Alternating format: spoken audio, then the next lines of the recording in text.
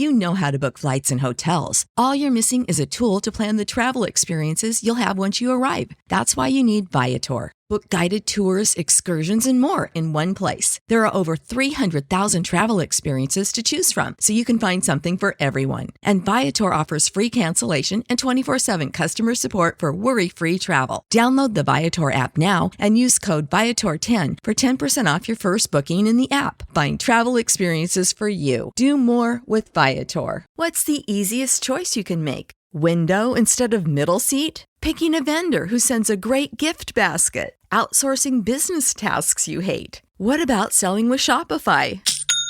Whether you're selling a little or a lot, Shopify helps you do your thing, however you cha-ching. Shopify is the global commerce platform that helps you sell at every stage of your business. From the launch your online shop stage to the first real-life store stage, all the way to the did we just hit a million orders stage? Shopify's there to help you grow. Whether you're selling scented soap or offering outdoor outfits, Shopify helps you sell. Wherever and whatever you're selling, Shopify's got you covered. Sign up for a $1 per month trial period at shopify.com/try. Go to shopify.com/try now to grow your business, no matter what stage you're in. Shopify.com/try.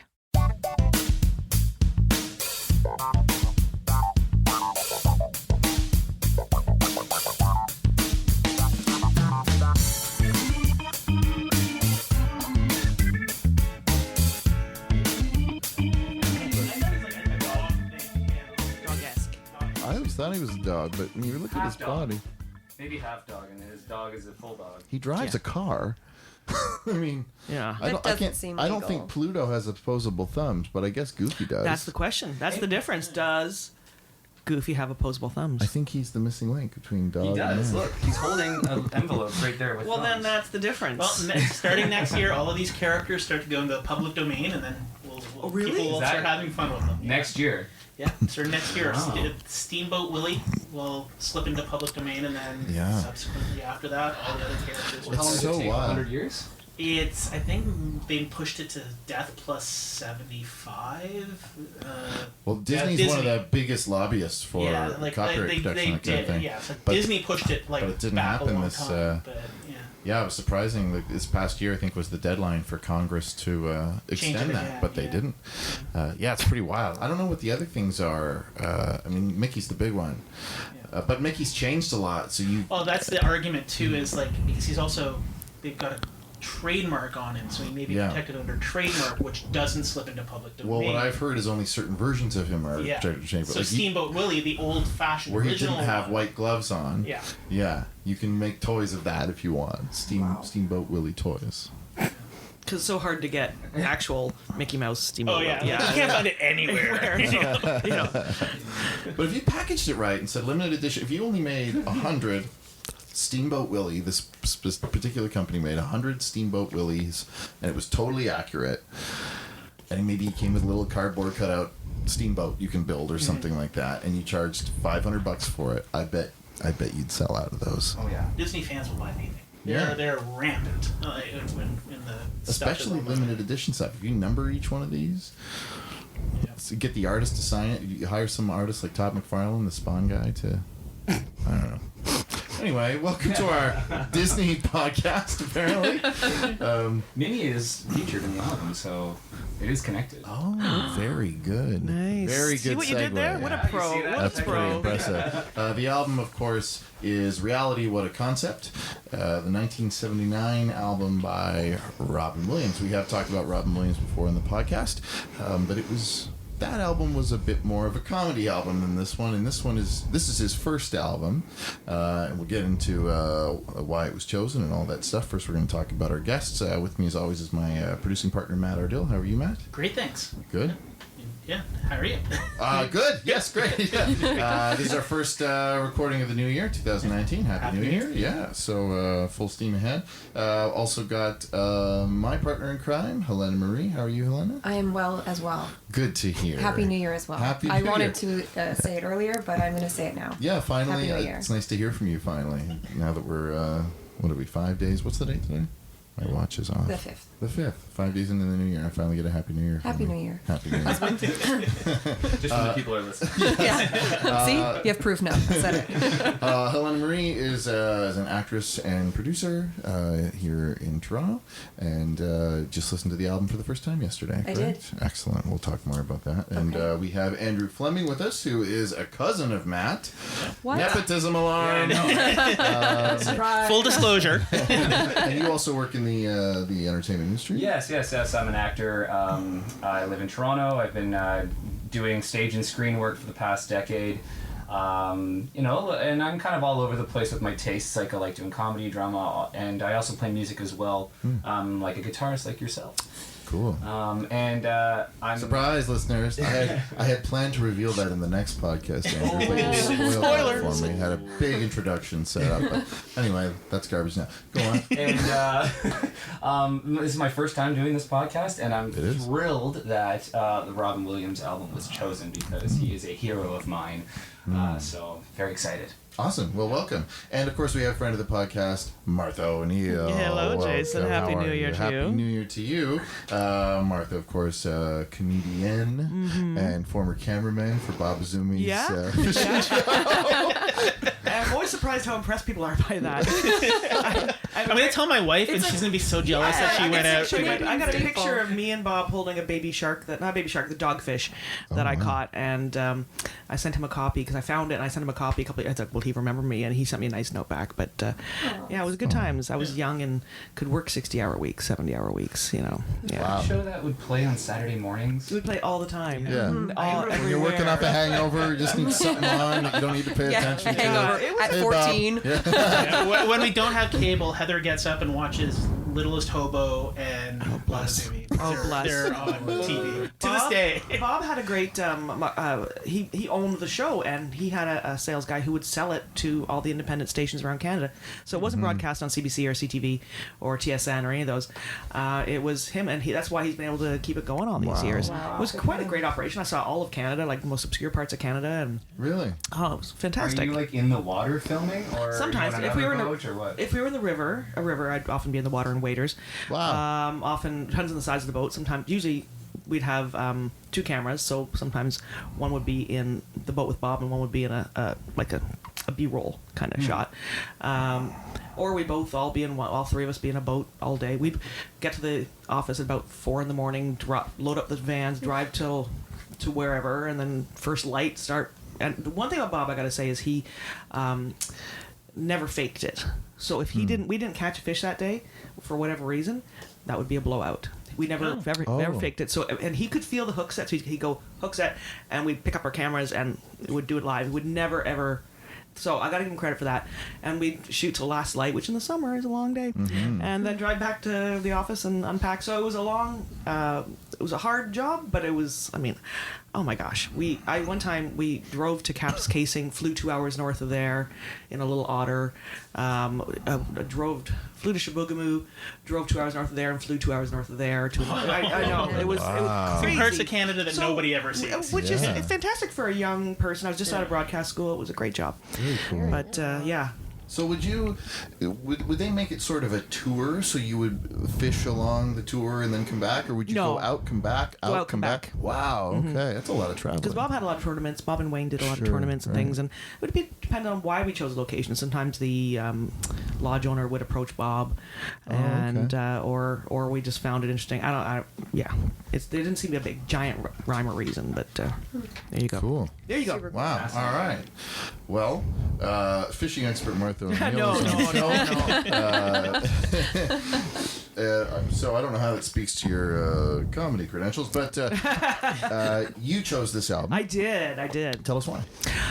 This album came out in '79, so I was about 12 at the time, and I loved Mork and Mindy. And that is the God's honest truth. I was a huge Mork and Mindy fan, and I didn't really have a my family wasn't a very comedy-oriented family or anything like that, but I loved, and I had no crush on Robin Williams, so I begged for this album for Christmas, and just because it was him, it was Mork, it was Robin Williams. So you didn't hear it until you got the album for Christmas. No, that's Wow. the thing, and Pretty cool. and that's around the time too when what was the name of that group? The parents group that wanted warnings on albums. So that was like the first year they started putting warnings on albums, parental discretion yeah, and all right. that stuff. Wow.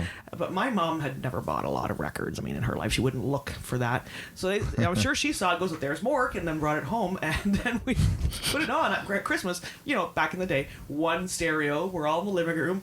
Oh man, my parents, and they are like conservative, and the swearing and the content, and they didn't know what to do because they bought it for me, and Did you get through the whole album? they picked it up and they saw they're like parental discretion. We shouldn't have got you to. We got you to. We let you listen. It was a big thing. I was like, but the minute I heard it, man, that just something changed in me, because I thought that's amazing. Like that's. I don't know. I'd never thought about. I mean, I loved Carol Burnett and all those shows, but I'd never really thought about that kind of comedy. Had you listened to other comedy albums No, before that? no. That was basically First. your first comedy Yeah. album. That's Oh, jumping wow. into the deep end. Yeah, I know. No So kidding. that's why that's why it's such a jarring effect on me. I don't know why, because I wasn't eased into it. Well, and the structure too. It's like, I mean, Like, what is it's this? Sorry, is there sounding- structure? Or lack thereof. Lack Yeah. thereof, yeah. That's what I liked about it, though, the it's just joyfulness. character Yeah. after character after character. It's just I know. pure Robin Williams at And peak is it Robin even Williams. is it even stand up? I don't know, but it was a comedy album for sure. But it was the joy and the abandon, and because on television he played it was a family friendly show, and there was this wild mind. I'm like, I don't know, something clicked, and I'm like, I never thought I'm going to be a comedian now, but it just changed the way I perceived entertainment. 100%. Do you feel it affected that 100%. particular album? How you approach comedy? Yeah. Yeah. Still. Yeah.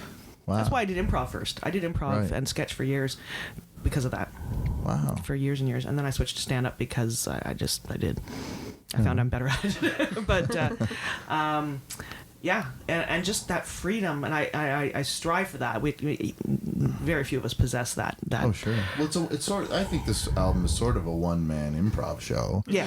And I think it's peppered with jokes that he probably just had rolling around in his head, and he pulls it out at times, because some of the jokes he makes up clearly can't be made off the top of your head. I don't think. Well, and I don't know if he could repeat that album. Like I don't know if he could do No, that twice. yeah, but right. but as you say, I think there are moments that are kind of there. Okay, I gotta kind of bring it to here. I don't Yeah. know.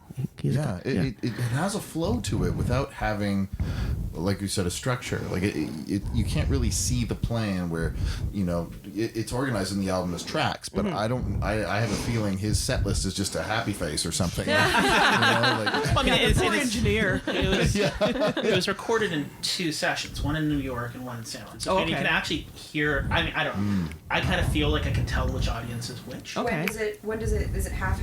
I kind of think it is like that first joke, the New York echo. Mm-hmm. No, hello, Yes. Yeah. shut up, or fuck you, or whatever Yeah, it yeah. was. Right. So that first joke is like that's pandering to the New York audience. Sure. Yeah, they love it. But it's also that audience is a little bit more calm. And They are. There's More polite. at the start, the end when he's doing the Shakespeare. Oh yeah, they're Exactly. interrupting him like crazy. It's Yeah, and quite that's rowdy. pure. That's straight up improv. Like all that Yes. bit where he's like just like jamming jokes up on the stage. That's him figuring out, okay, how am I going to take these concepts and turn it into a Shakespearean play? And he's also, you can hear a bit of frustration when they're not playing by his rules. Yeah, like they're more- interrupting. more- Yeah, Yeah, yeah. yeah. I really respect him for not doing it too. Same. The Yeah. Mork. Because I at was that expecting he time- would. At that time, he was super famous for Mork. Totally, and he's a real people pleaser. So I was really expecting at some point he would get into that, and I know it, but he didn't do it once. Or he did, and they edited it out because he didn't want that on the album. Could be. Well, he specifically said, "I'm not going to do Mork. I'm here to do something Yeah. different." And Yeah. I totally respect Yeah, that it's as well. pretty Those amazing. are kind of some of my favorite moments of the album when there would be the audience would chirp or respond in some things, and he just kind of he would improvise with that, and he was a master of that. Oh yeah. Well, I think he called them assholes at least 3 times in the Yeah. latter half of the album. Not Never directly, but aggressively though. It was, no, it was no, no, playfully. No. Like, Yeah, it's always but clearly playful. calling out the. And I like how he deals with hecklers too. 6 months ago, he couldn't speak and stuff like that. It's great. So Andrew, what was your first introduction to either Robin or this album? I suspect I'm a little bit younger than most of the people in the How old room are you? here. I'm 32. Whoa, Yep, how yeah. dare you? No, because I didn't grow up. He knows with- there's women present right Yeah. Well, I'm just saying. No, that's I had fine. never Continue. heard. We'll take a reality. break. We'll be back without Andrew. No, I'll take my exit now. That's my first and last podcast. I had not heard reality. What a concept. I think my first. Before this week, you mean? Before this week, I actually listened to it for the first time yesterday.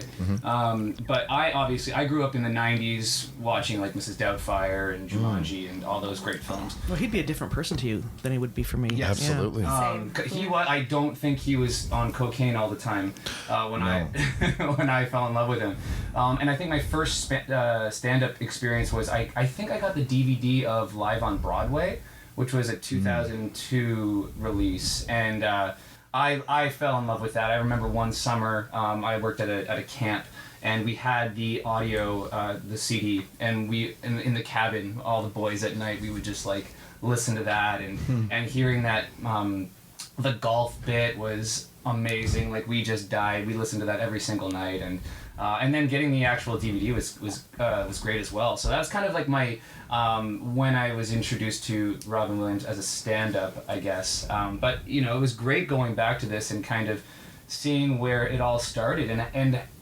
Yeah, like how much, where it came from, and seeing the brilliance of his improvisations, and then also seeing where some things had never changed, like the manicness of his act, and the impersonations, and the accents, and the non sequiturs, just amazing. And I think with me listening to it, one thing that I wished was that I want the visual. I want to see it because Right. Yeah. he does the impersonations, and for example, there's a bit at the beginning with interpretive dance. Yeah. And obviously, like that's a completely visual thing, and Totally. I'm missing out on it, and I just wanted so bad to be there. Right. But you kind of try and fill it in for yourself, and Does video Yeah. of this exist? Do you know? No? I don't know. Possibly. Yeah, I haven't come across At it. the time, yeah, I don't know either. Because comedy albums were still fairly new. I mean, not new, but they weren't as mainstream as they are I now. mean, like No. Newhart was the first big one, and that was only like 14 years before this. yeah. So, Well, I when mean, did Red it's- Fox do his? He was probably the first Red he was- Fox. I think Newhart was the first to really hit big. Right, to make it And it mainstream. wasn't really a stand-up album either. Yeah, it that was was- Yeah, conceptual. a lot of these Sketch. early comedy albums aren't really stand-up. No, yeah. Bill Cosby had. I remember my neighbor, her parents had Bill Cosby, and I can't remember. We hardly listened. We didn't really listen to it, but because it seemed so old. But it seems so. That's funny. But like a true stand-up albums, maybe Carlin. I can't speak to it, but Carlin. Yeah, like Red Fox was probably one of the Yeah, earlier yeah, ones. he's like true there's lots stand-up. of bootlegs from like the 50s and 60s. Yeah. But they're like the actual first getting out there. Yeah. We're still probably talking early 60s. Yeah. And it's a matter of debate too. I mean, a lot. What qualifies kind Yeah. of thing. Yeah, well, certainly Yeah. Red Fox, Mom's Mabley. I don't know. Did she record anything? I'm not I sure. don't know. I don't know. Interesting. Yeah. We should do a little history of We a should. comedy album. I wish I had it Very all. special episode. Yeah, I mean, there is. To answer all these questions that we are just leaving and hanging in the air. Well, Red Fox had an album called Laugh of the Party, Volume 1, and that came out in 1956. Right. That's Still- pretty darn yeah. early. Yeah, but it's still not too long. Like 79, it's still, Less than 20 years. Yeah, it's not that long. Or just over 20 years. Do your math, Marth. Well, 79 is only 40 years ago now. Yeah. So you could say it's still young. It's still new. It's still, yeah, it's still. Wikipedia says Cal Stewart released comedy albums as early as 1898. Wow. I would love to hear Yeah. his chicken crossing the road jokes and Let me tell you, sonny. Have you heard the one? I'd like to see Yeah, what when he the works album blue, is. he starts talking Is it about made of- like women's ankles. yeah. Well, and I think about this sometime too, about what's funny in the time, and I think that people get funnier too, like just the average person. Because listening to this album, some of the jokes he does, like the hamster in the microwave, or there was a short thing about Jimmy Carter, where he's talking about the Third World War, and Jimmy Carter comes on the TV and says, "Thank you very much. You're on your own. Good night." And a lot of these jokes feel like they wouldn't get the same response these days. Yeah. And a lot of it's new too. Like a lot of the stuff he's joking about, like doing the accents and making fun of the things he's making fun of.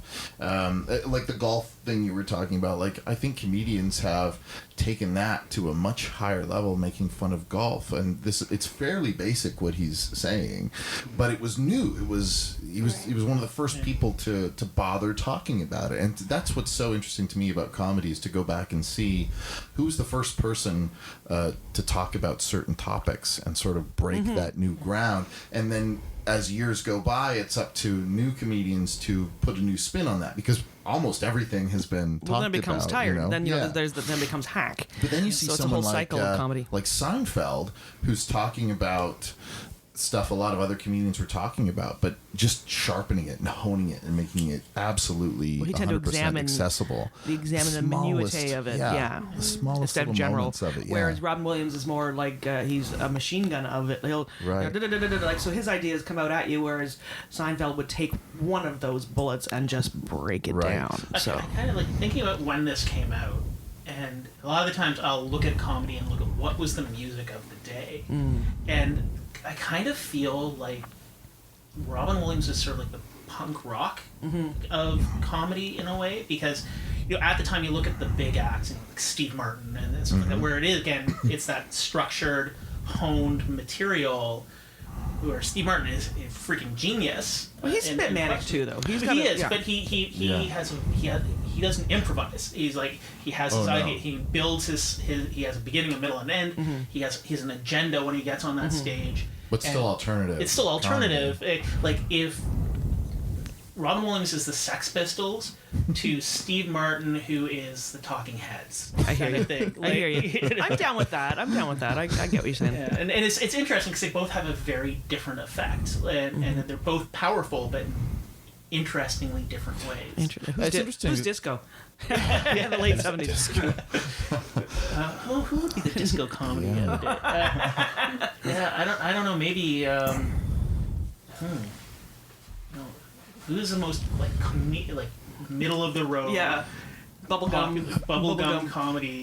Gallagher. Gallagher's Gallagher. disco. I like Gallagher too. Gallagher. Before or after he went crazy? Oh, way after. That's arguable when that happened. I think there were I met stages. him in Las Vegas. I was doing World Series of Comedy, and so this was, I want to say 8 years ago, and he was just hanging around the lobby of the hotel where this whole event was happening, and because he lives in Vegas, I guess. Yeah. And it was not one of the big hotels. It's one off the strip, and everyone's going, "Is that Gallagher? Is that Gallagher?" And he's just sitting there at the table at the bar, and In a striped shirt with a like sledgehammer he's and a watermelon. waiting for one of us to come up and go, "Hey, man, Gallagher, what?"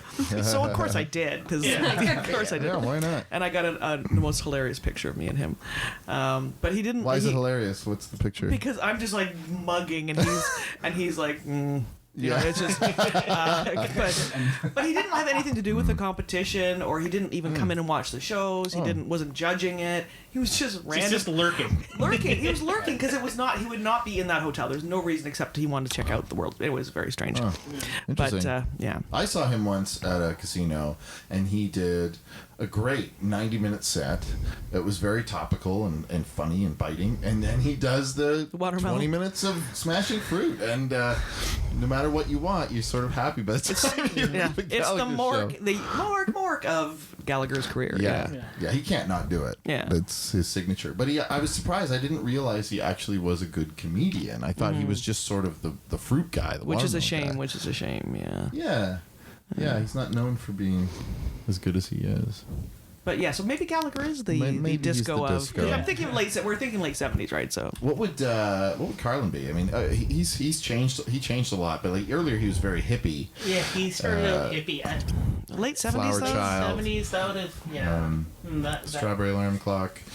Would you be like the Beatles? No, not quite as sophisticated. I'm thinking maybe as the like Beatles. the Rolling Stones. The Rolling Stones, Yeah. because he Yeah. always kind of stayed a rebel. Yeah, and stayed current. It's and you know the Stones are going to this day. Carlin went to the last day And changed. True. And, yeah. not always for the better, but he tried. He's always Mm-hmm. fresh, and he was Yeah. always speaking what was on his mind. At It's that true. time. Never phoned it in. No. Yeah. No, he always, he definitely changed his act and stayed with the times, for sure. Yeah, he's the Rolling Stones. Let's just say that. We're the deciders. Yeah. It's all on us. Well, yeah, we're the ones with the microphones right now. We decide. So yeah, but it's interesting to me to see that evolution where sometimes I'll see people. Depends on the person. Some people really respect where comedy came from, or interested in early jokes and things like that, and the history of it. But I don't know if you guys have met people where you've shown them a classic album and they don't think it's funny because it seems like jokes your friends would make now. Like it feels like almost everyone has caught up to sort of just being a funny, sarcastic person. I think this is where I come in. Yeah, because listening to this was my first time yesterday, and I'm also very young, and so I You guys are laughing a bit too hard. She is very young. I grew up with Mrs. Doubtfire, and that was sort of my experience with Robin Williams, and I had no idea any of this existed because I'm also very ignorant. And it was I was listening to it, and I kept waiting to understand what he was saying, what the jokes were, what he was referencing. There's a lot of references that I just totally over my head. Did you find it funny? Did you enjoy it? I enjoyed it about as much as I would enjoy someone whom I care for making jokes at like the family Christmas party. So I'd be like, I love you, so I appreciate the fact that you're doing this, and I can definitely understand that there's a talent behind it and that you're insane in a lovable, amazing way. But he feels like just the drunk, energetic uncle that won't shut up at Thanksgiving. Yeah. So me. No, that's fair. That's fair. That's fair. Like I kept making notes because I was like, okay, remember this part, remember that part. I don't know what this means, but I'm gonna write these words down because the things that he's saying. I'm gonna write these and even words. like jokes that he made, like he made jokes about Mr. Rogers, which I did grow up with Mr. Rogers, but I didn't find it funny at all. I mean, I think to a certain extent, like this is an album which is very much a creature of the moment. Like the heaviness of like Cold War and the nuclear threat running through it, and also 3 Mile Island playing into this. Like it's 20-something years removed, 30 years, and it's a completely different world where Well, just a lot of its context is removed. And don't forget, there was television. Like what we saw on television was very pasteurized and cleaned up. We never saw anything like this. Like so, this was our only way, and the internet, of course, not even a thing. So to sort of access edge of any sort, it had to be this way. You had to consume it this way in film, because television, it was homogenized, clean. I mean, you could argue there's a few shows that were maybe a little bit edgy, but and so this was for me because I was quite very young, like I still am. We're all very young. We're all very young. But for me, this was revolutionary. Do you know what I mean? It was like punk rock. That was a good way of putting it. It was like hearing something you couldn't believe existed or was allowed to. It was allowed to exist. It was. I can't tell you how it sort of changed the way I looked at the world. It's so interesting because I feel like, I've grown up in an era where nothing surprises me. Right, and Yeah. Nothing Yeah. shocks Well, me. you've seen tons of imitators of this guy too. Yeah. Right. People Yeah. trying to achieve this level of wild, unadulterated comedy, and achieving in different levels, I suppose. And I'm someone who respects polish. I like a well-written joke, and I appreciate that style of comedy more than this. I listened to this album. I didn't laugh all the way through it, but I was amazed. Well, and you wish, like he said, like I want to see it in front of me. I want to Right. see him do this. Yeah, because it's just a would be tour de force. It's incredible Yeah. that it happened. Absolutely. But his next album, and yeah, he kicked drugs and alcohol before his next album came out, which was what's the name of it? Live the Mat. Yes. Yeah, 86? yeah, 86. 1986. And then he Oh, was right. Yeah, that is 86. I think there's a couple of albums between Maybe there that, was. but he cleaned up by Live at the By Mat. Live at the Mat, which is a much more traditional. I mean, it's still got these crazy improv Yeah. moments, but it's more of a traditional comedic set that's prepared, and I like it a lot better. I think it's funnier and it works better. Well, And it ages better, but like that's the thing with like improvised comedy versus Oh, stand. yeah. It's like you're in that moment by its very definition. Yeah. You're in the moment.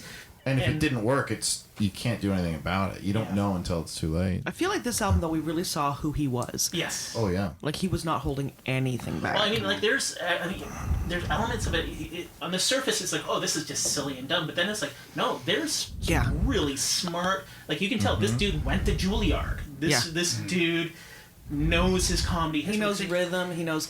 I listened to this so much when I got it. Like, I can't even tell you, like, so much. But it's been a few years. But to me, it was almost like music, and then after you kind of get through that shock of what is this, and you really give it some listen, I think you appreciate it more. It is a lot up first, but I don't know, something about it, man. Yeah. Well, it's also like Jason said, like the kind of comedy, the kind of jokes, and just as a personal preference, I enjoy going on a journey that has a lot of callbacks towards the beginning of where that journey started, and this is a lot of sort of just pieces. Sure. There's And it's not randomness. personal either, No. which is very different from anything that's popular now. It's almost one-liner comics are more kind of like that, like. Oh my gosh, my words. Mitch Hedberg. Yeah. You yeah. never learned anything about Mitch Hedberg. No. He's an enigma. Yeah. Yeah. But yeah, one of the funniest comics ever to perform. Right. So, but he's got more polished jokes, obviously. But Emo Phillips. Yeah. Oh God, I'm losing all my names. Stephen Wright. Yeah. Those guys, you don't know anything about them.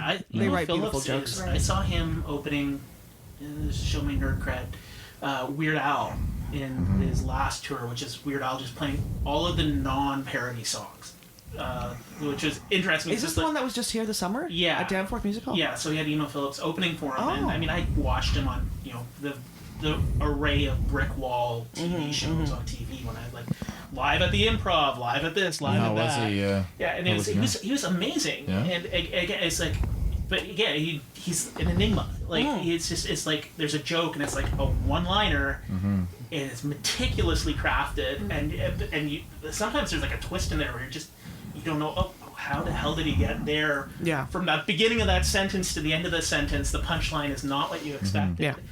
But it's like, yeah, it's a very different world of comedy, and it's interesting. You don't see that. I could Well, never and do it. All those people yeah. you mentioned, Martha, I agree that you don't know anything about them. But like you said, this album of Robin's is you see him, even though he's not talking Yeah, I about feel like I himself. got to know he's, him. He's exposing himself somehow. He's opening himself up. It feels very More so than real like and a Steve raw. Martin or Yes.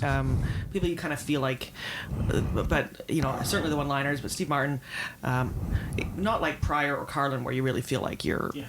And I'm naming Being comics preached of to that almost. era, but you feel like you understand who they are. Sure. Just like I think that's They have, why a, they they're have a point of view. yeah. They have Yeah. a very specific And I point think, of but view. with Robin, you see who he is, but in a different way. He's very impish compared to those guys. He's not trying to lecture you or change your mind about anything. He's just trying to entertain you. But he's it also seems. kind of dark. Oh yeah, for sure.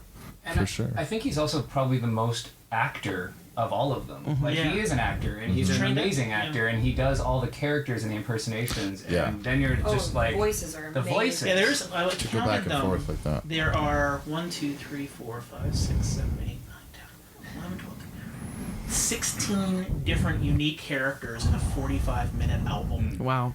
that are like identifiable. And then there's probably ones like I didn't count the Roach doing the addition for Kafka. You know, like so there's still little. That is man, that Roach audition is such a weird.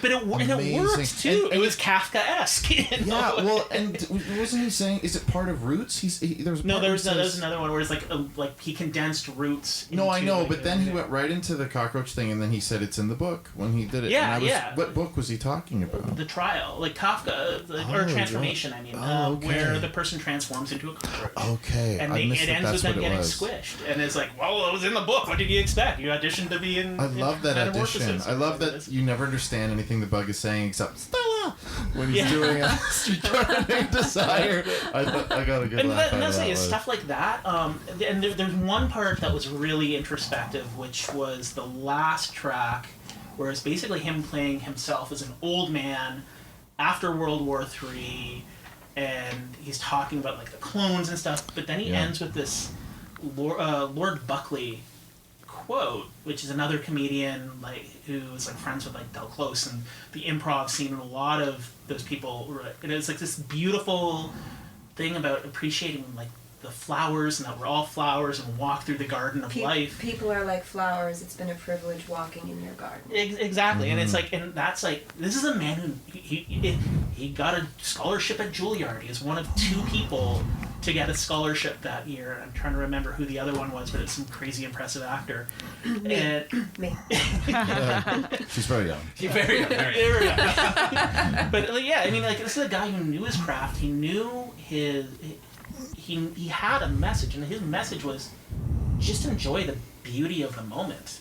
Well, I always thought he had the soul of a poet. Like, as silly and crazy as he could be, he also seemed like he had a very beautiful heart. Like, he seemed kind and open to beauty in ways that some of us aren't. Yeah. When you see him talking in interviews and things like that. And the emotional depth he brings to his roles. I mean, yeah, we loved him in Mrs. Doubtfire and Jumanji and stuff, but then you look at Dead Poets Society or Good Will Hunting, I mean, you feel the pain he's lived, the emotional depth. I mean, he's very vulnerable. He was never precious about his material either. Like, if somebody's he's so called him out humble. on something that didn't work, he's like, oh, I'm sorry. Like, you know, he's had a number of accusations of theft. Yeah. And No, I didn't know this. well, let me educate you. And I don't know what to say about that, because I, as a stand-up, you know, abhor theft. But I think, just based on what I have gleaned about Robin Williams, he's probably just heard it, but it goes into his brain mush,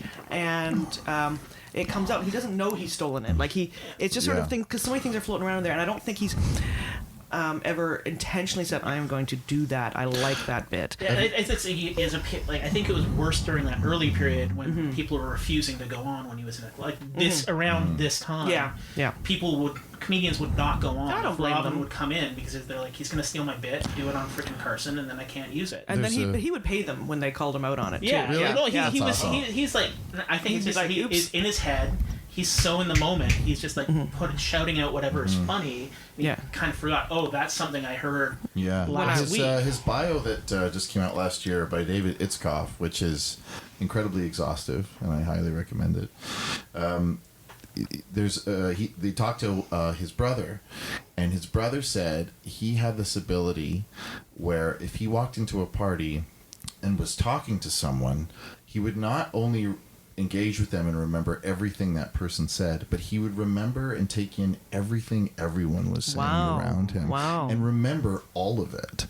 So I think he's very much a sponge in that way, and I can't imagine how torturous it would be as a comedian to try to not take in the stuff other comedians had said. I don't believe he was a a mad-hearted guy. Like, I don't think he needed to be. No, he endless stream of creativity. Yeah, he's not like a George Mencina kind of. Carlos Mencina.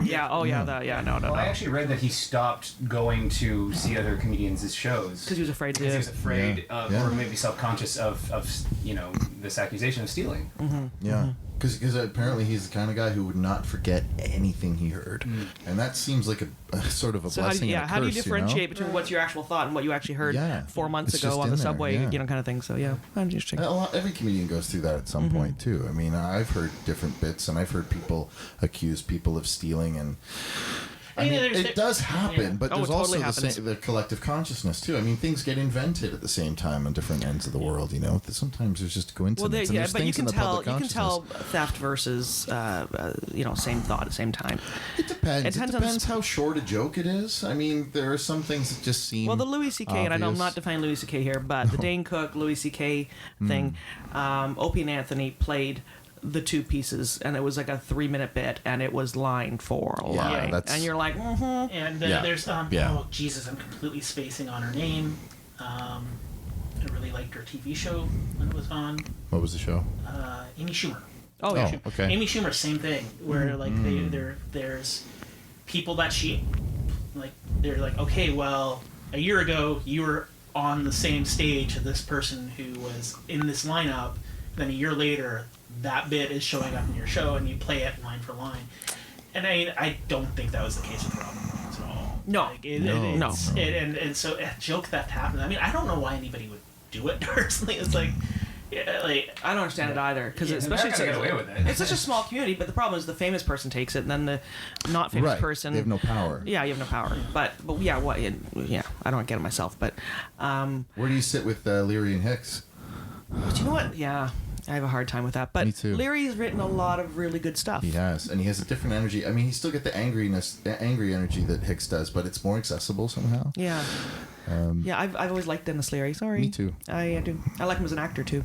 Yeah, me too. Rescue Me's great. Yeah, So I don't know what to say because I know there has been some straight up theft from Hicks as well. But totally. Yeah. I'm so conflicted because I love all these people and I hate that I have to hate them in some ways. It's so hard when I think I've been in positions where I've heard a joke and I thought, oh, there's some missed opportunities in that, and I would like to take that joke and run with it and make it better and build on it, but I don't because the kernel of it was somebody else's, and it's Yeah. hard when it's something that's also in the collective consciousness, like Right. you know the old standby sort of cliche is airline food, and you know people say, oh, that's so hack to talk about airline food, but if you put your own spin on Nothing's it, hack if you can figure make it out. funny. Yeah. Yes. That's, well, I mean, like, you know, in this album, Robin Williams took William F. Buckley and the Goldilocks. My favorite Oh, bit, yeah. which again is, unless you are of a certain age, it's gonna make no sense. Yeah. like you'll Sure. understand Goldilocks and everybody like the The William F. Buckley reference, that yeah. perfect cadence Yeah. of that impersonation, the nailing the sort of sneering, smarmy intellectualism, and I'm like, I just love that. But It's yes, just it perfect. elevates the material in a way that a person who can't do impersonations couldn't. Yeah. My favorite part of that is just a throwaway where he says, "Why the bears didn't eat her? I don't know," and it just keeps going on. It's a great point. It's just such an amazing moment, and he's just really good at that. Another thing in the bio that I just remember when you're talking about the list of voices he has in here. He came from a very wealthy family, and he apparently had this huge collection of toy soldiers, not the plastic ones, but like metal ones, or they had lead in them. Yeah. And his brother talked about a story where they would go on the roof and hold a lighter up to them, and lead would drop off. Oh my God. So they said they're lucky that they didn't get lead poisoning, that they didn't burn down the house. But also, he had apparently thousands of these things, and had like a different voice for every. I believe it. I soldier. totally believe it. And you know, hearing the other things I've heard, I believe that he would remember the identities of each one. Like that is just a singular type of brain, you know. It's kind of like Superman, you know, in that you. In Superman's like he can hear everybody talking everywhere in the world all the time. That would drive me nuts. Yeah. Like I can barely deal with the noise of normal daily life. But if I remembered everything everybody was saying in a room at a party around me, it would be overwhelming. I feel like that's a type of madness that a lot of people maybe experience, but only certain people can filter it. And it feels like Robin Williams suffered this madness, but had this special filter where he could use it to his advantage for certain things. I don't know if he could have done anything else but be a performer, you know? Yeah. Yeah. Could you Seriously. imagine him as an accountant? I think that would Get the drive taxes him done crazy. quickly, I guess. Yeah, but they'd be wrong. 194, 436. Yeah. What is the number? Yeah. That's saying. All right, this is a good time to take a little break. We'll be back in a moment with more Comedy Album Club.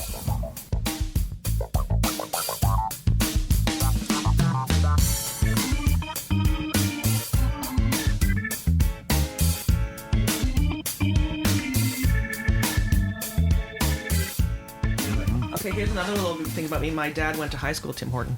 Are you recording? I just left it recorded. Okay. Oh, cool.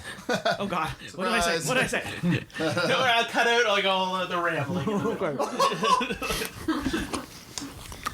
Rambling? Can you That's a please Tim do Horton Jason's high laugh that you just did? Well, Anybody I want- want to there's come two back more. to one thing actually. You said there was a bit about the roach. Yeah. The ro- I must have been confused because I guess my Robin Williams voices and impersonations kind of blend together. I thought he was doing a Minnie Mouse. No, that's a That's why I said that Oh, thing at that's the why you beginning. said Because that. I don't know why I thought that, but I thought he was doing. It sounds like it, Yeah. and I thought it was Minnie Mouse doing like a Streetcar Named Desire. No, But it's a roach. Yeah, Yeah, and it's to an me- auditioning for Metamorphosis. Getting my cast Oh. confused. Oh, metamorphosis. Where That it's makes a sense. person turns into a cockroach. And My only note for that was bugs? Question mark. Bugs. I loved that thing. I loved that the roach's agent was a fly. Yes. That was Oh, yeah. that was just like it was just a little flourish. But I like that that wasn't the needed, but it was nice. I like that the human casting director though can understand all the fly speak. Yeah. And so, we'll set something up. Yeah. We'll have lunch.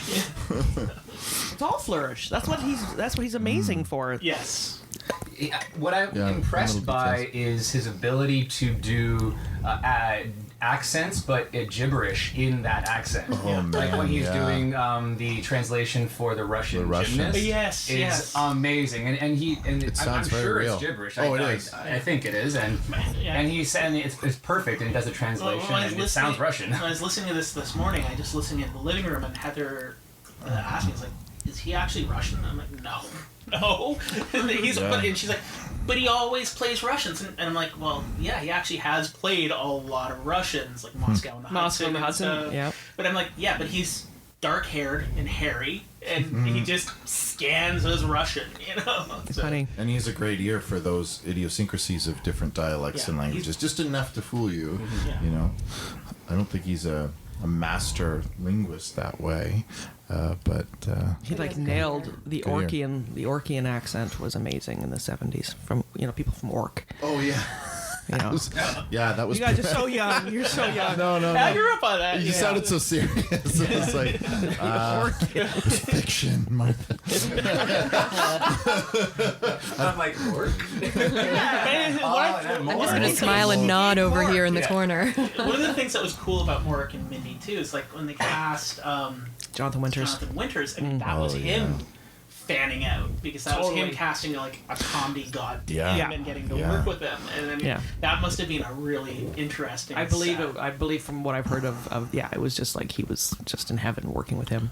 Yeah. Yeah, that was one of his first sort of eye-opening moments in comedy. He used to stay up late with his dad watching late shows, and his favorite person was Jonathan Winters, and he loved the idea that he came across as so square and formal, but was just crazy. He's just so Absurd. silly, Yeah. but also very sharp and very fast. And there's that famous bit where he's on the Jack Parr show, and Jack Parr says, okay, do something with this, and he gives him a stick, and Winters just improvises for like 10 minutes all these different things and accents. He plays the flute for a bit, he uses it to canoe, and he plays a Native American. Like, he just it's Yeah. very Robin Williams without quite that same level of manicness, but a generation removed sort of thing. And yeah, it's neat, and it's pretty cool that they got to work together on Mork and Mindy.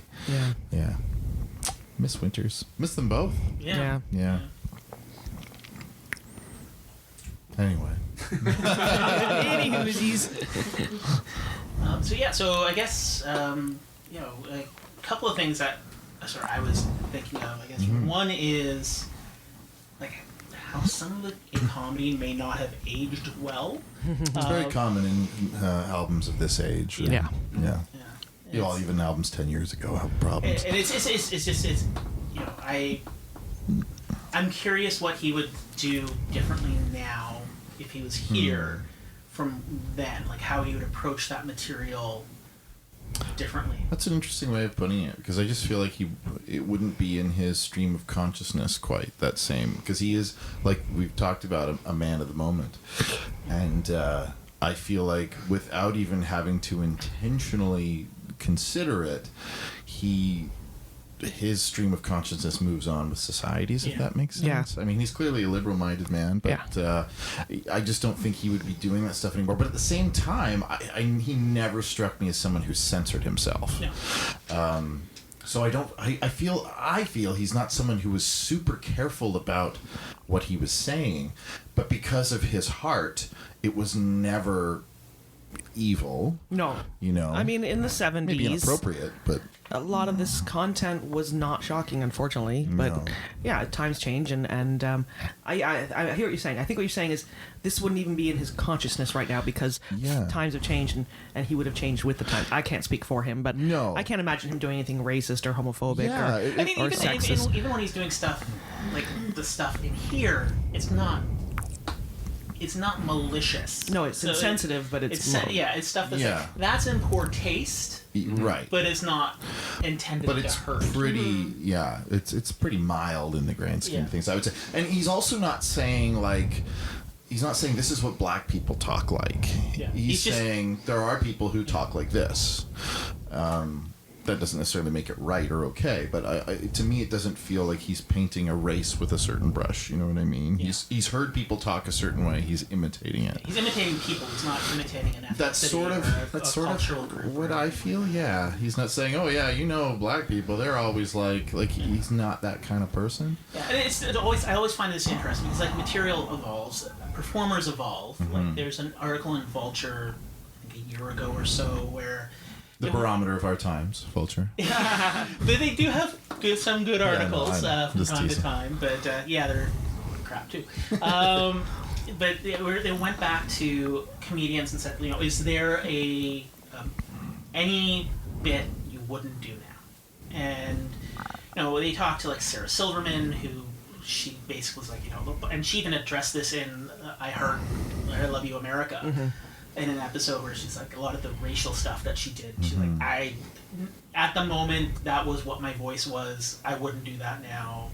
I would say she's probably the comedian I think of the most when I think of people who are willing to be accountable for things they've said. And Patton Oswalt's another one where he was Sure. like, he had a bit in an early album. I think it was a 2-hour. We did Werewolves and Lollipops, but there was like a 2-hour version of that same set that came out before that.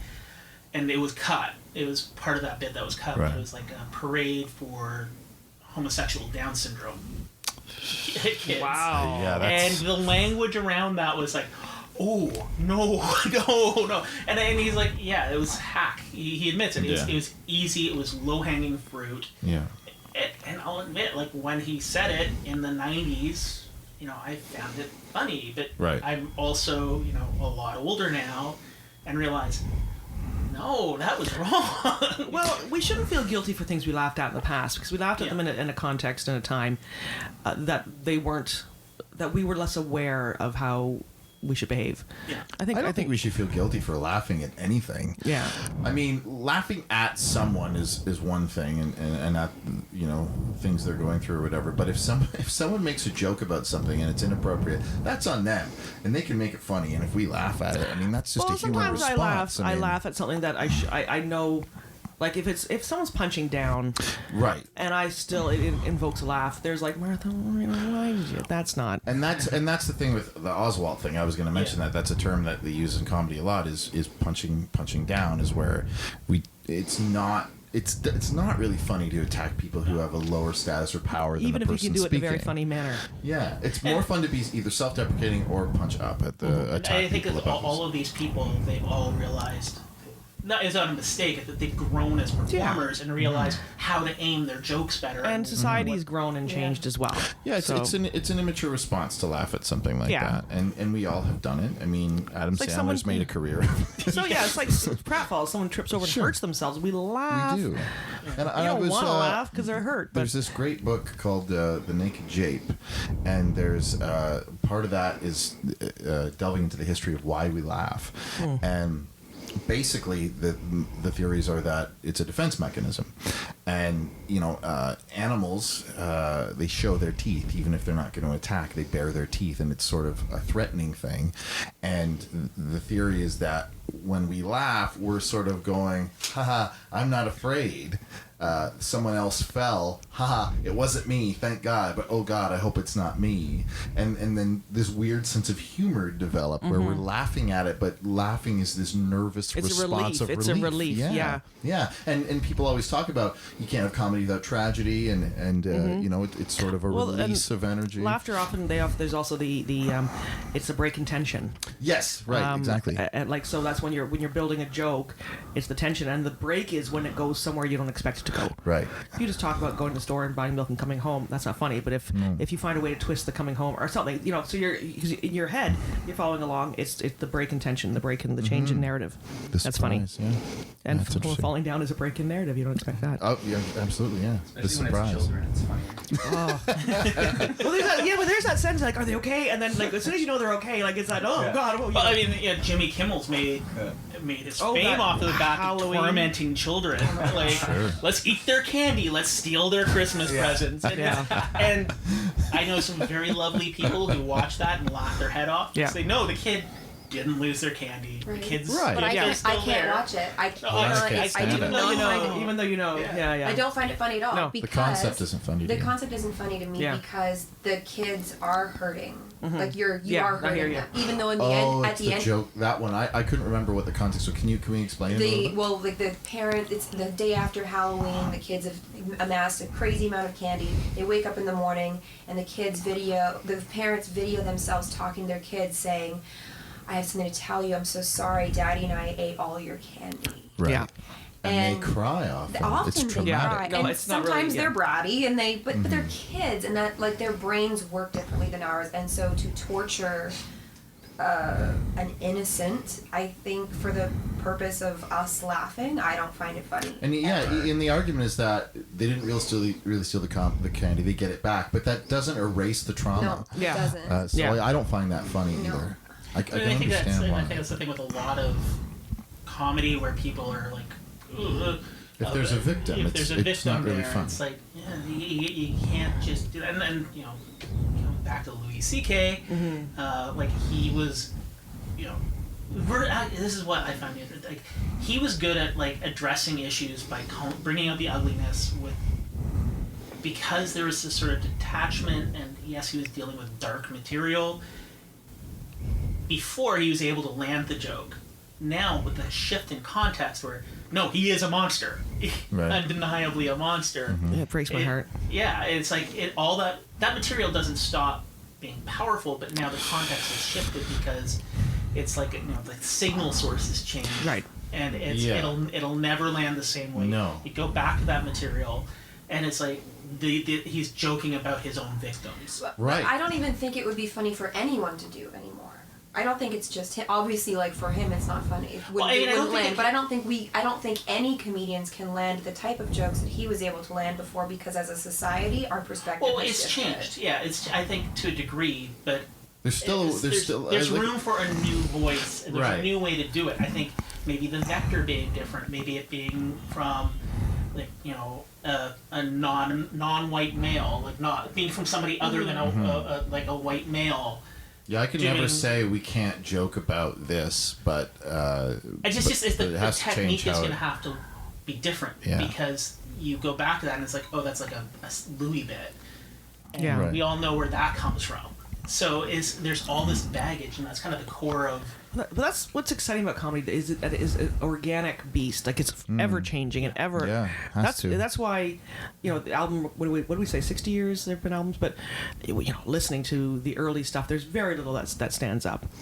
And because it changes and we change, comedy changes, society changes. It depends though, actually.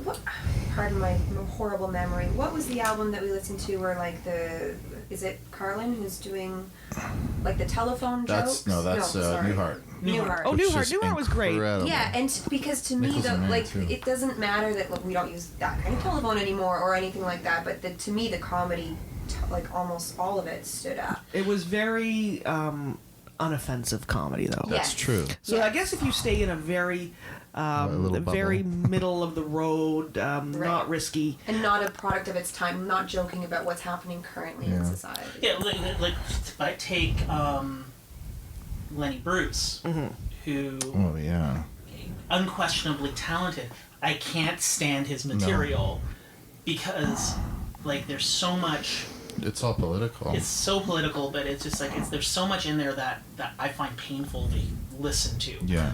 But you look at the history of Lenny Bruce, a man who grew up in burlesque houses, who was friends with jazz musicians and people of color and people who use drugs and sex workers, and his jokes are trying to break down these barriers. So it's very much like, you know, what we presumed Louis was trying to do, in that he was trying to. Oh, let's not change the compare discourse. Louis C.K. to Well, Lenny no. Bruce, please. Well, he's using offensive material in a way Right. to challenge. the Yeah, I would audience. say Lenny Bruce was a very important comedian, but I just don't think he's listenable anymore. Yeah. At least to me, beyond a historical context. We can't forget the importance of these people, whether we can listen to them or care to listen to them True. anymore. Well, I mean, yeah, Lenny Bruce. If there was no Lenny Bruce, a stand-up comedy would be a completely different world today. Well, Bill Cosby too. Bill Cosby wouldn't exist. I mean, well, no, I'm also saying He without broke Bill some. Cosby. Oh, he things did the would be family very friendly. different. I think Bill Cosby probably stands up better than a lot of stuff because he was so center and middle of the road and clean. Well, it's funny if you listen to it with today's lens. I mean, I was talking to my father about this a little while ago, and I said, he said, "Will you do Cosby on the podcast?" And I said, "I don't think so." And he said, "Why?" And I said, "Well, I can't listen to his stuff anymore." And he said, "Really? Why not?" Because of the stuff that went on. And I said, "Yeah, not just because of that, but because so much of his material is now tainted. Like he talks about, he makes jokes about giving roofies to women in some of his material, and just advice to kids about dating and things. Like it's all gross. There was now. a joke in the Cosby Show about giving the entire family roofies in their barbecue. Really? Yeah, in the episode, Yeah. he's like, "Oh, why does everybody get so like lovey-dovey?" And he's like, "Oh, there's something in the barbecue." Really? sauce." But he was Yeah, saying stuff in the yeah. 60s and 70s on his albums that he was actually doing. Yeah. And that, I can't laugh at it anymore. And then supporters are always saying, "Well, why can't you just separate the artist from the No, art?" there's And no it's such just like thing. you Especially, cannot. You just can't. They're Especially one and the in same. something Yeah. like comedy where it is so personality driven. Yeah. Like the artist is part of the final product in that, because there's a confessional element, Yeah. there's a personal element of their viewpoint that you don't necessarily get in a film. But I do playing apply that character. to actors though. Yeah. Like I was over the holidays on Netflix, and all these Kevin Spacey films. Like no, Yeah. even though I love them, Tom Cruise since the Scientology. I cannot. Really? I can't. Oh, I cannot watch Tom Wow. Cruise. Wow. Too crazy. I love him in Mission Impossible. He just seems so capable. But like he has So capable. He's is. he's You believe he can do he's the a things level he's doing. 13 clear But he individual. He has a psychic powers. focus that is undeniable, and it is creepy. But like he chooses roles that suit that. But yeah, I'm the same. I mean, I want to watch Seven again, mainly for Brad Pitt and Morgan Freeman. Gwyneth I Paltrow, did but- actually recently watch that, and yeah, I got over my. It was good, but I knew It's so distracting with It's so Spacey. distracting. I'm just so Yeah. distracted. Yeah. And then I watched Working Girls, which is the Melanie Griffith, Harrison Ford film. Yeah. Kevin Spacey has a Sigourney tiny Weaver? part in that. Oh no. Yeah, and I'm like, oh, Get out of here! Get out of my stuff, Kevin Yeah, Spacey. I know he's everywhere when you look. Your studio should come out with All the new films. editions, but no Spacey. Like they've got a little. Christopher thing. Plummer. It's like Christopher digitally Plummer. insert Christopher Plummer on everything. There's like that's gonna be He's like in a Usual Google Suspects. a Google Chrome filter. You know, you watch Netflix on Google Chrome, it'll automatically like insert Christopher There Plummer. was there were people lobbying to have Christopher Plummer replace T.J. Miller in Deadpool 2. Oh my God. Which didn't happen. T.J. Miller was still in it, but there is a news crawl in part of Deadpool. There's a news story going on. The news crawl says Christopher Plummer declines role in Deadpool 2.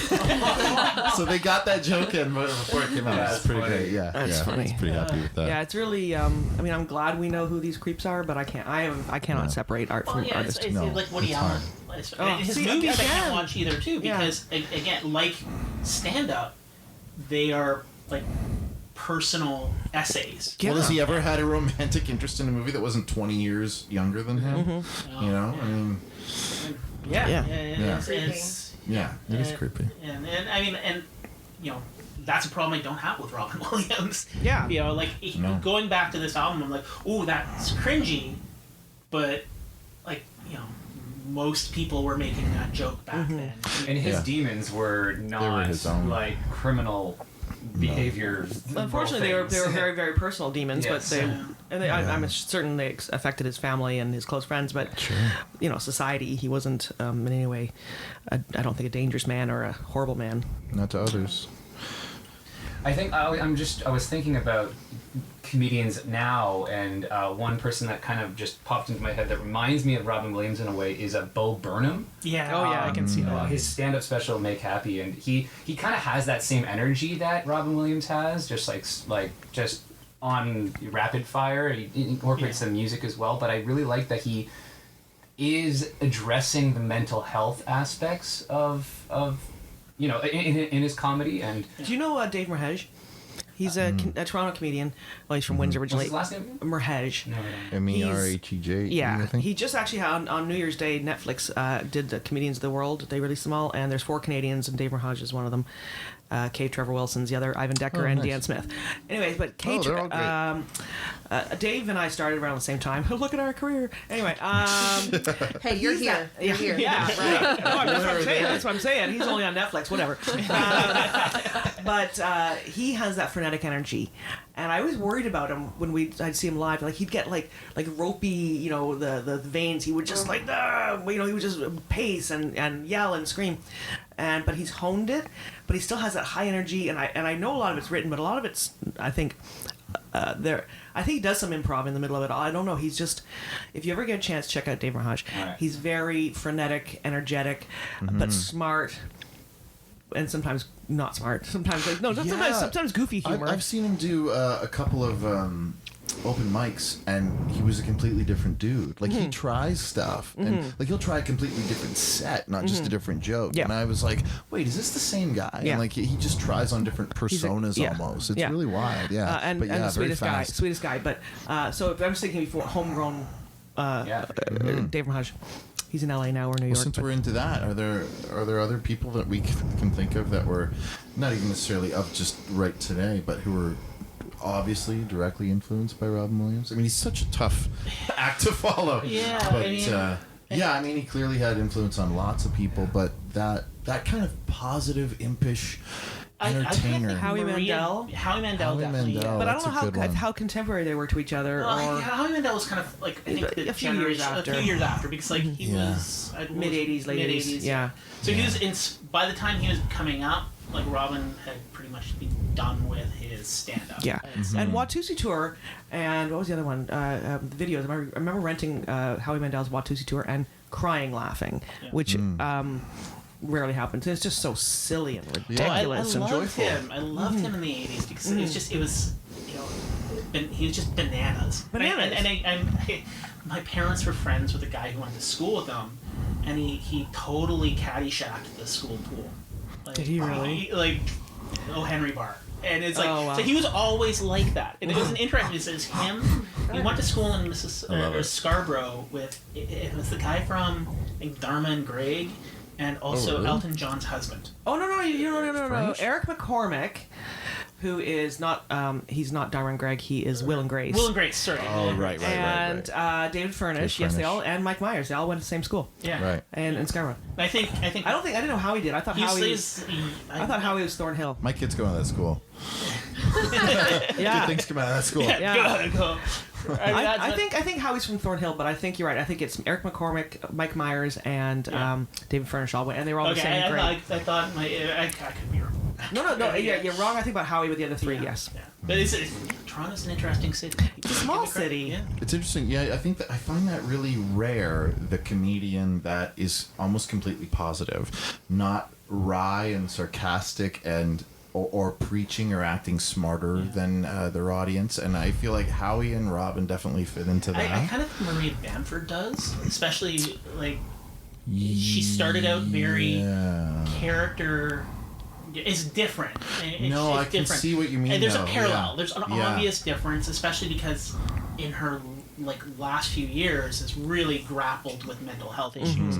At the At same time as core. her career exploding, which Yeah, is exactly. And but like in the beginning, you watch comedians of comedy, her material is a completely different beast than it is now, and it's like just again, it's that hammering character after character after It's character. so weird. I remember the first time I saw her on Late Night, probably like 10 years ago, and I just thought, who is this weirdo? Because she would just say, yeah, I used to have conversations with my mother, and then she'd go into her mother's voice, and it was... And that's a very it was Robin very Williams. dry, even though it was silly and weird, and I thought, you're nuts. And but I really liked her. She was a very different, unique voice. I still really like her. I don't like all of her comedy, but some of it lacks polish for sure, but a lot of it is a lot of fun. Her show is hit and miss too. I don't know if you watched any Oh, of I it. watched all of Lady Yeah. Night. I personally love it. There's Yeah? one bit in the beginning of the second season which was such a. It's like she's burning this motherfucker to the ground. Like and she's like, Yeah. I've got what I want out of this. I don't care. And like here she starts where it's like an entire body positive, a good 2 minutes of her dodging the pixelation while naked. Oh yeah, I And- remember that. Oh! That's super And Blueberry's funny. like, why is she dodging the pixelation? And it's like, I'm body positive. Like the other dog, she's being body positive. And it's like, I That's love pretty great. this. It's She's just, so absurd and wonderful. Yeah. Yeah. and it's absurd. Yeah, Absurd exactly. is the perfect word. And it's positive in that it's acknowledging shitty things, but there's fun to be had in that moment. I'm you know? just fascinated by her as a person because, like, so much of what she's written and produces and does seems so brilliant, and you see her in an interview, and she seems like she's barely holding it together. And like, I wonder, is this really her, or is part of this a persona, or I don't know. She's a hard cookie to crack. she's fascinating. It takes to me. two It's expressions in one. interesting. A hard cookie to crack. Oh, I like that. Yeah. Martha O'Neill is fishing expert. Martha O'Neill. Yeah. Bad at metaphors. All right, folks. Well, do we have any final thoughts on this? If the album still holds up for you, if you recommend it, if there's other things we want to explore. I'd like to just say that what my favorite joke in the whole thing was. Okay. He's preparing to do something, the Shakespeare, A Meltdowner's Nightmare, which was insanity. And I guess he goes and sort of like goes off stage for a moment, and he starts making sound effects, and somebody sort of yells out like, "We can't see you." Oh, yeah. Oh, And it's an yeah. improv joke, and he just, I'm not on stage yet. And that to me was just, that was the funniest thing of the whole thing. It was just so true So and real and honest. in the moment. Yeah. Yeah, I feel like it was probably that San Francisco audience. I feel like that's the audience he also, when they were interrupting, he was like, oh, I'm surrounded by assholes. Like, he would sort of work it into the narrative of what he was doing, but sort of saying, let me do my Yeah. thing, yeah. Yeah, he fought back. He would fight. Yeah. He would say, something about he's back. To the farm boy. Like he's Oh, free yeah. to the farm boy. Yeah, I like that. I just like that he carries on. He pushes through. He's kindly aggressive with it. He's never thrown by a heckler. No. That Shakespeare part, because they were yelling Mork stuff, Yeah. and then he took a really long route to get back to the, that wasn't Shakespeare, I was just goofing around. But now, for real, Shakespeare, I want my suggestion, which he had asked for like 2 minutes earlier. Is he's letting them get it out of his system. Yeah, He that's knew about it. it's like I went to the Christmas show, the improv Christmas show at Second City, and it's like there's a good there's one point they're soliciting things from the audience, and it's like good couple of minutes of dicks, and then I went to there's the improv festival in Toronto, and I went to see it was like they were doing RoboCop. And they just overdubbing it and stuff like that. And again, it's like, let people get the dicks out of their system, and then we'll get the real, the real Get to the real suggestion jokes. at that point. Yeah. So Yeah. he just knew the limitations of the audience. He knew the But distance. some people to are get really them. thrown by that, and they stutter and they stop, or they say, "No, I want something else," and like Or they he made ignored a it. whole meal out of it, and then Yeah. did what he wanted to do. Yeah. And it's neat. He didn't get thrown, but he didn't. He was willing to deal with what he got, and then steer it back on course. One That's thing cool. that I connected with the most was the the whole section on where he's Reverend Ernest Angry. And that's one bit where I really wished I was there to see it because it had the most audience participation. But it really, like, on a deeper level, like, got me really jazzed and inspired and excited about comedy because he's just, talking about being saved and, who needs to be healed and the power of comedy. And I'm listening to it at home while I'm doing dishes, and I'm just like, fuck yeah, let's go. Like, I want to go to all the shows now. Like, it made me really want to go out and, like, go see comedy that night. That's really because cool. of that bit in the Wow. Were you hallelujahing along with everybody else? Hey, woman! Yeah, I like that too, yeah. Yeah. We're all equal here. I was a real evangelist, in this Ernest Angley. Oh, really? Yeah. So Angry or Ainsley? Ainsley. And is he... So he's saying angry. So he is saying but angry. it's based on a real person. Oh, that wow. whole bit. Yeah. Which then It became works. a comedic mainstay for comedics to do the Southern preacher as a character. I mean, tons have imitated that, but he was one of their. I mean, Martin did it too, stuff like that. But yeah, that's cool. Yeah, I like that you I like loved that it. part. Got me really excited. I really liked how when things stopped working and he did that whole bit about like DEFCON 5 or whatever it is, that whole thing where this is a comedic bit failing and like this is a comedian dying on stage. That was, I think, is it in my mind or inside the mind. And that's the name of the track, and it's like. I really think that's his mental process. It I feels think he's just improv to me. exposing. It's improv, but it's like he's exposing the way he thinks. Yeah, at but that moment. like, I don't think it was pre-written. I think No, and it's so good. Like to have material and then cut away and say, okay, not working. Let's try the pity thing, and then he calls out different types of jokes, tries them, fails, goes back. And it's just, and it's relatable. Like, it's the real process of what a comedian goes through. But to comment on it and come up with stuff in real time, and then make that whole bit work without any of the parts of it working, it's genius. That's probably my favorite part of the album, is that bit. That was the one part that I wrote down. I think you should be on drugs to listen to that part of the album. Or be a comedian who's bombed on stage. Yeah. Same thing, maybe.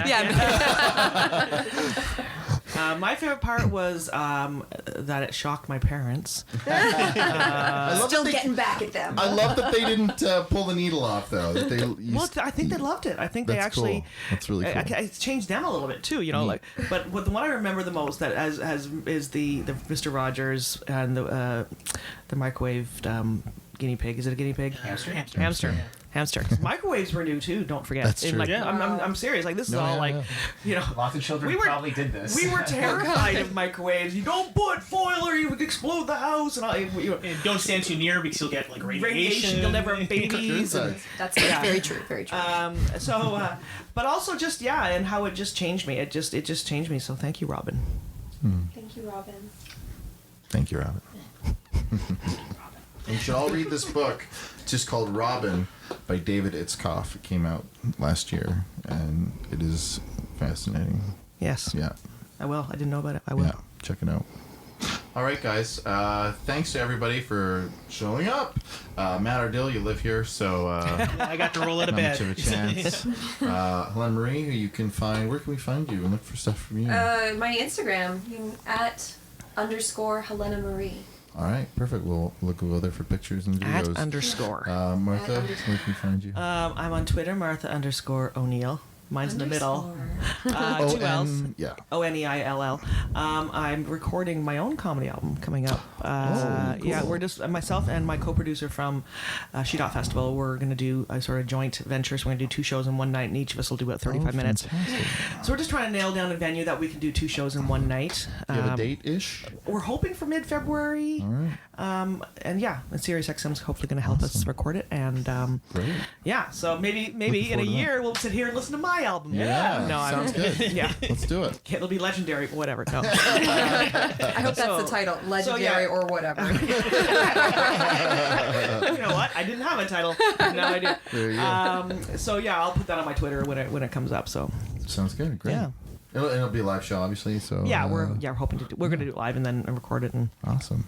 Cool. And what about you, Andrew? Where can I can also be found on Instagram @Fleming with 1M. And that's actually the handle, because people always spell it with 2 M's. So I'm like, Fleming with 1 M is Yeah. your handle? Yeah. Adorable. So can you spell that? It's FLEMINGWITH, the number 1. Oh my god. Then M. So people are probably like, Fleming with 1 million followers. It's like, no. I'm literally just telling you how to spell my name. No one's guessing that. Yeah. Dream big, man. That'll be eventually when I do reach 1 million followers. Or whatever. Legendary or whatever. Legendary or whatever. Don't steal our title. Matt, I'm getting 10% off that. Okay. Twitter at common person. That's various Living the thoughts, love of the etc. common people, man. I have a real thing for the band Pulp. It's just a Ah, yeah. and It's William not Shatner. Okay. Yeah, the William Shatner cover not of a bad Common version People. of It's a that. pretty good one. Yeah. And you can find me on Instagram, I guess, at DeLineman, DELINEMAN, or you can find me on Twitter. I think it's at Jason DeLine, but I barely use it. Yeah, So I just don't rarely use Instagram. I don't get it. Anyways. Just keep listening to this podcast. That's where you find me. My name's Jason DeLine. Thanks for listening to Comedy Album Book Club.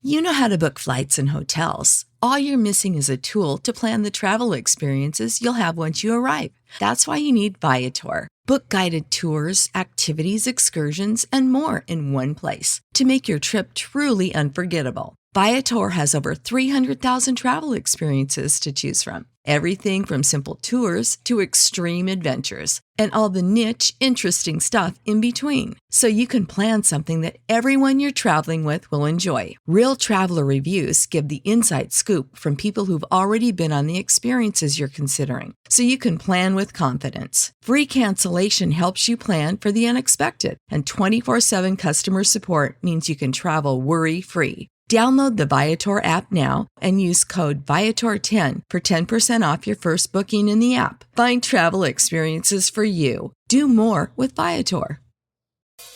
Looks like you need a vacation. Enter the 5-Hour Energy Where Will the Tide Take You sweepstakes. You could win a $10,000 dream beach vacation. Imagine jet setting off to a tropical paradise, having fun in the sun, or diving at a gorgeous reef.